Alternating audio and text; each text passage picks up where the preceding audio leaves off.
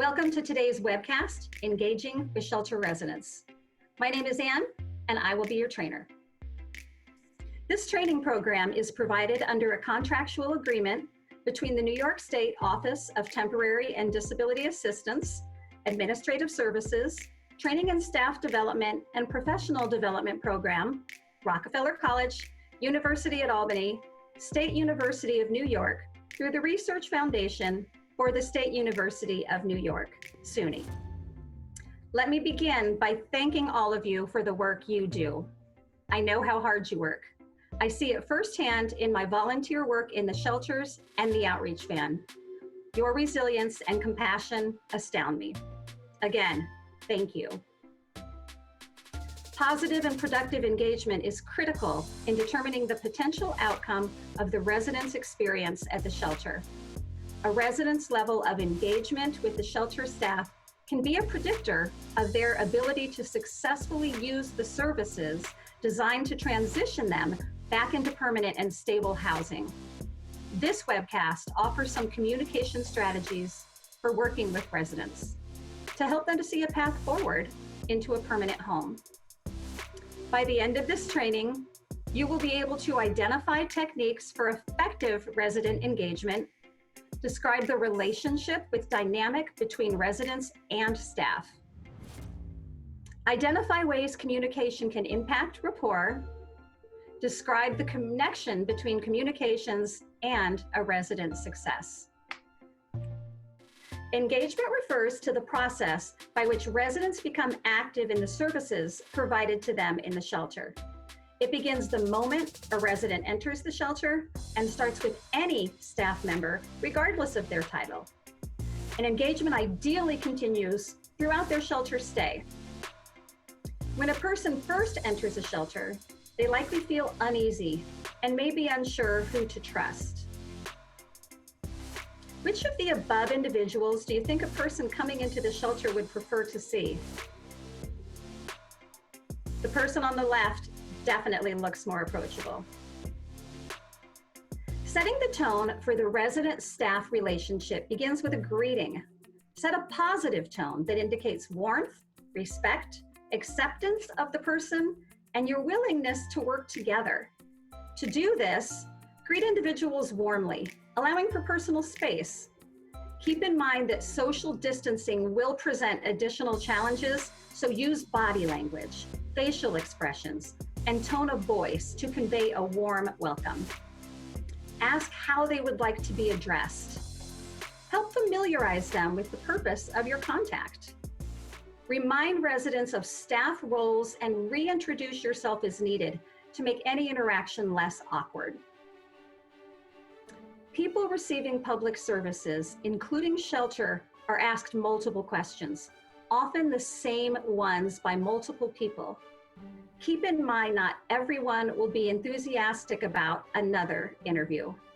If possible, take the time to see if the information needed has already been asked to avoid repeating the process.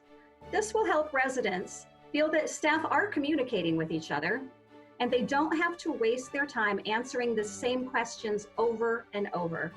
Questions that are generally quite personal and may provoke strong reactions and feelings. Engagement requires staff to work as a team. Most shelter staff will engage with residents at some point during their stay. As such, it is important that all staff work to build trust with residents. Trust is built by demonstrating acceptance and empathy, by not being judgmental, critical, or insensitive. Another way to build trust is by showing respect, being culturally competent, and treating everyone with dignity. Dignity means helping a person to feel self-respect and worth. Assuring commitment to work on the resident's behalf also helps to build trust. Demonstrate integrity by promising only what is possible. Don't tell a resident what you think they want to hear, as you risk damaging trust that has already been established. Finally, be clear on communicating next steps. Be reliable. Always follow through when you agree to help someone. Building rapport is an important first step to establishing a trusting relationship. When we build rapport, we are opening the door to a relationship of mutual understanding and trust. When a person is experiencing homelessness, it can be challenging to trust someone. Establishing a good rapport may take time, but it's fundamental to their success in the shelter environment. This dynamic can be easily broken or challenged, but it can also be repaired and flourish. Building rapport requires us to treat each person with respect every time we see them. It requires us to recognize their worth, skills, and capabilities. When we show genuine interest in what people are saying and truly focus on the other person, we are able to build that relationship and put our own judgments, perceptions, and personal thoughts and feelings aside. Barriers are removed, and we create the opportunity for rapport to be established. Building rapport is based on the fact that we are all social beings. Often, we react to other people based on our past experiences, and sometimes a resident may remind us of an experience we had with someone else. Unconsciously, a negative experience from our past can cause us to react negatively toward a resident. When we find ourselves getting upset and reacting to someone, it's important to be aware of this and not to allow it to impact or influence our reactions.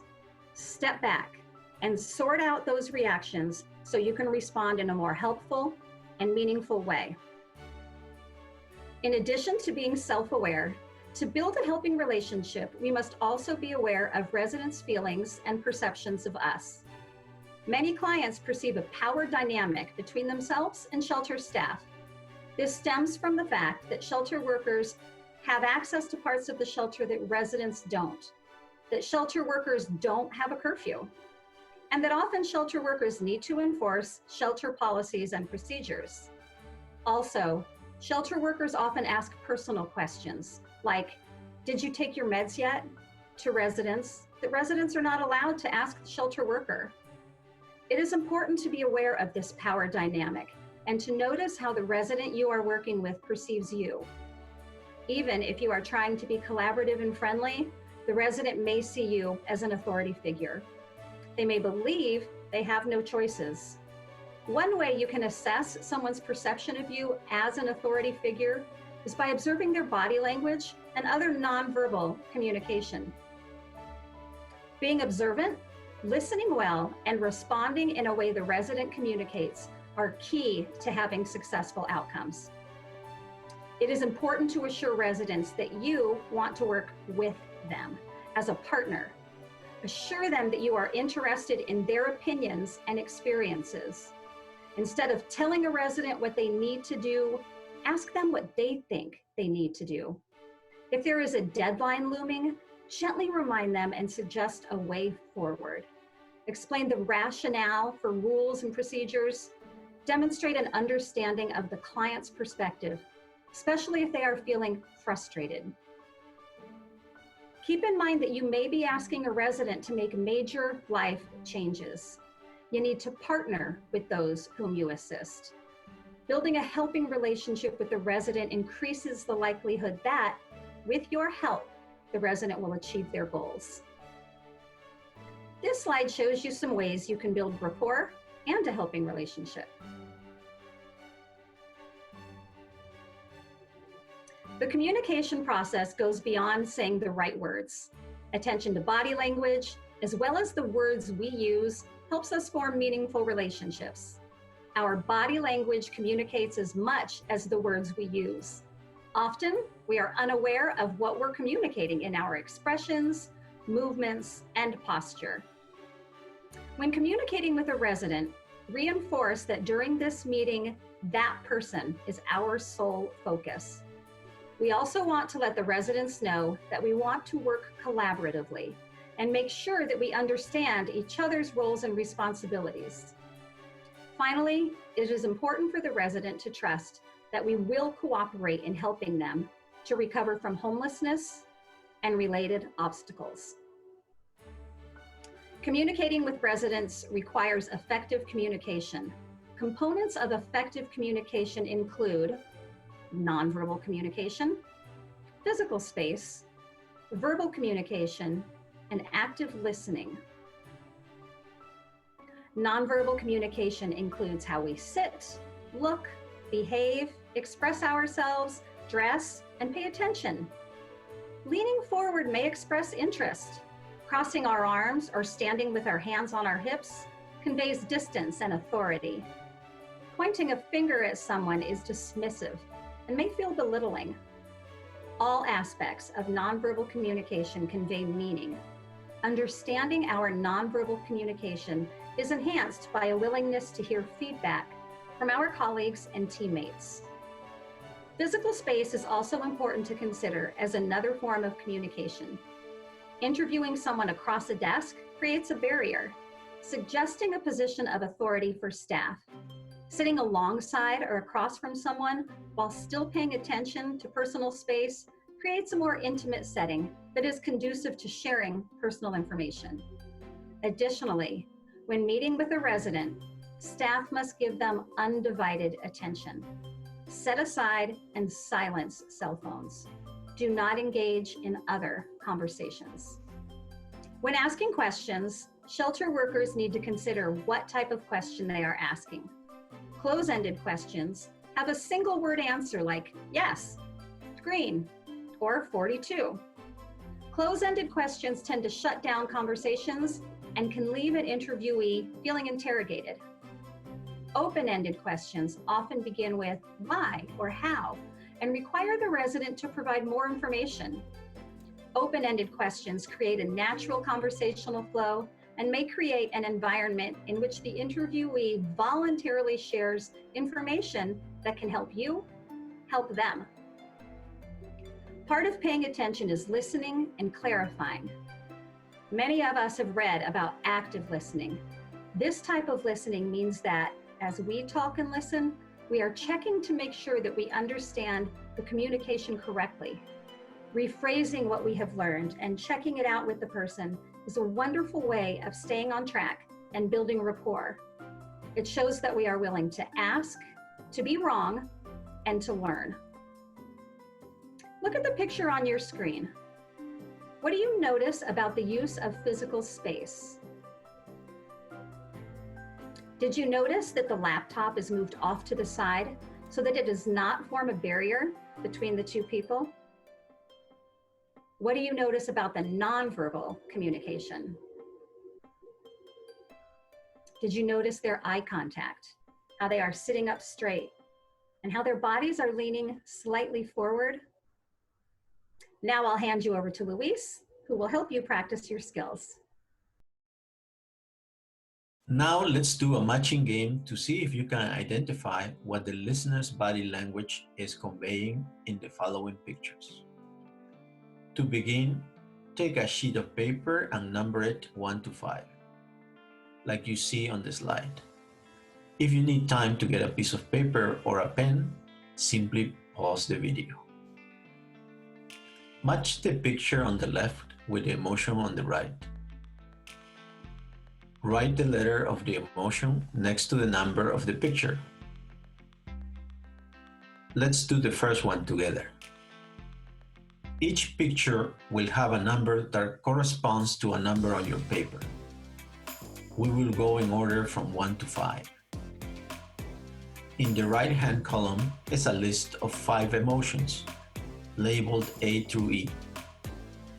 Choose which emotion best reflects what the listener in the photo is communicating. When you have an answer, write the letter of the emotion next to the number on your paper. There may be more than one answer, so choose the best one. We are learning to read body language and facial expressions in order to fine-tune our listening skills. For this picture, we choose interested, so we put the letter B next to the number 1. Now it's your turn. Which emotion goes with this picture? Put the letter next to number 2 on your paper. Which emotion goes with the person on the left in this picture? Put the letter next to number 3 on your paper.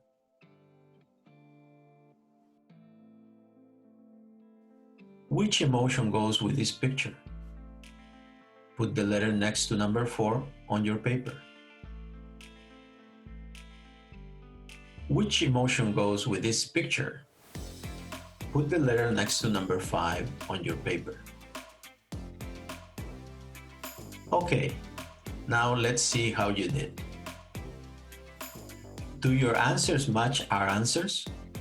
More importantly, we hope you were able to see the emotions communicated non-verbally. Being aware of how others perceive you and your emotions will help you communicate in an effective, positive way with both shelter residents and your colleagues. And back to you.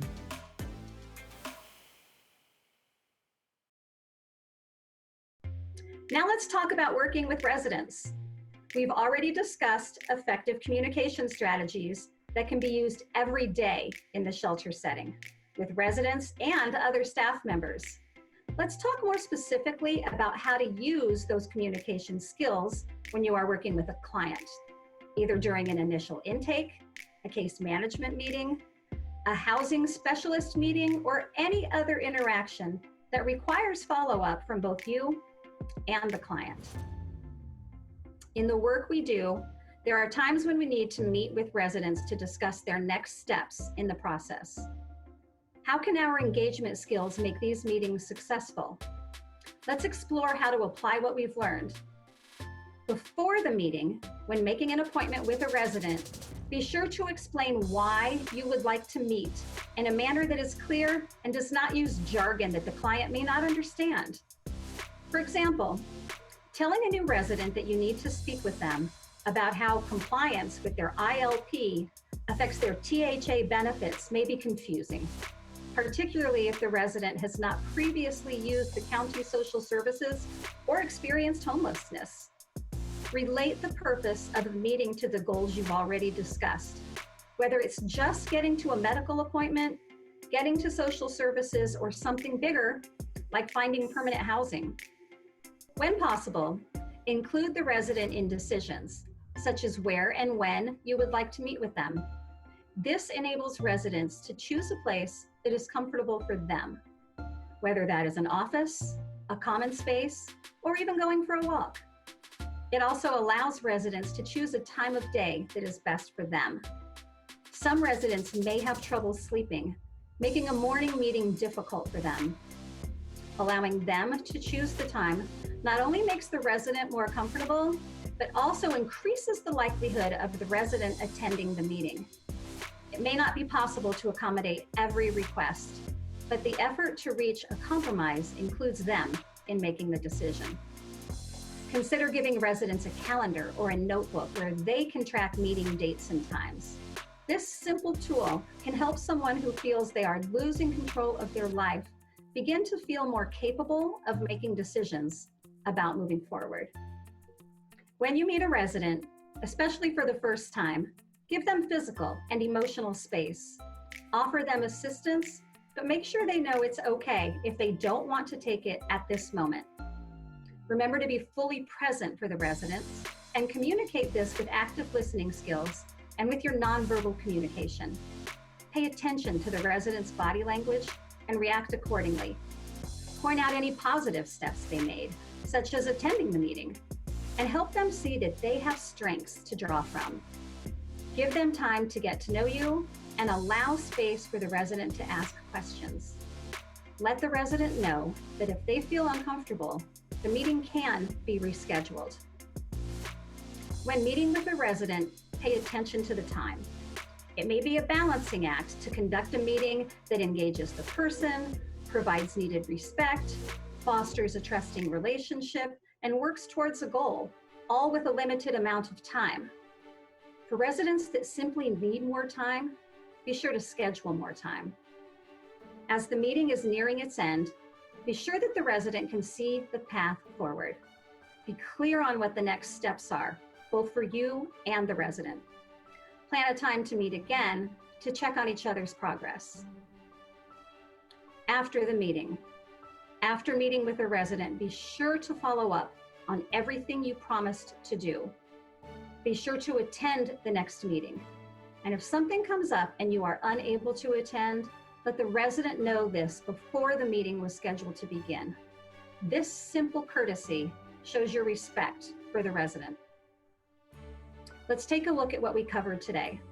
We identified strategies for engaging residents, including setting a tone for the relationship with a warm and accepting greeting, working to build trust with the resident, and working as a team to reduce the number of times a resident has to answer the same, often personal questions. We also described the perceived power imbalance between the resident and staff, and we discussed using questions rather than telling a resident what to do. We identified ways that communication can impact rapport by discussing components of effective communication, including nonverbal, verbal, physical space, and active listening components. Finally, we described strategies and tools for use before, during, and after individual meetings that can enhance communication and lead to a resident's success. Thank you for the work you do. Please join us for future webcasts and trainings, and we will keep in touch to bring you the most updated and relevant trainings. Again, thank you for the work you do, and we hope to see you soon.